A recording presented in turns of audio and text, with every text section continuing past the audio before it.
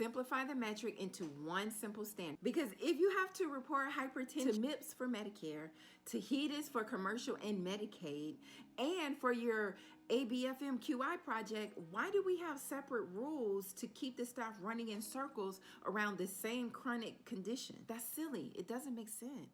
So we need to simplify into one rule sheet for each chronic condition. Then we need to monitor the numerator and denominator internally before they let us know. If you have 100 patients all diagnosed with the same chronic condition and you're their primary care, why do you or someone in your office not know how many of them are uncontrolled or undocumented?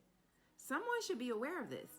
And then we should be actively doing something to make those changes throughout the year, not just at the end of the year. Then we want to map breakdown across billing, timing, documentation along the patient pathway. Are we billing on time? Are we getting a bunch of denials for a certain diagnosis? Do we make sure the last documented BP at the end of the year is controlled?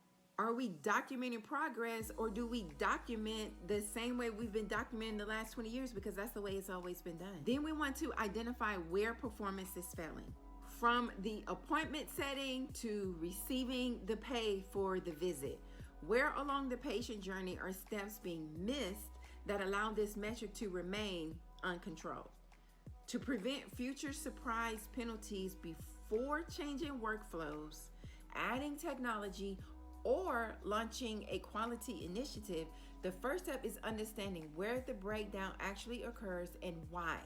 Then we want to generate solutions. At the same time, we want to discuss the solutions that will fix this problem with the entire team from the point of view of everyone involved, so that the change is cohesive and it sticks immediately, not later, because the entire goal is to stop getting penalized now.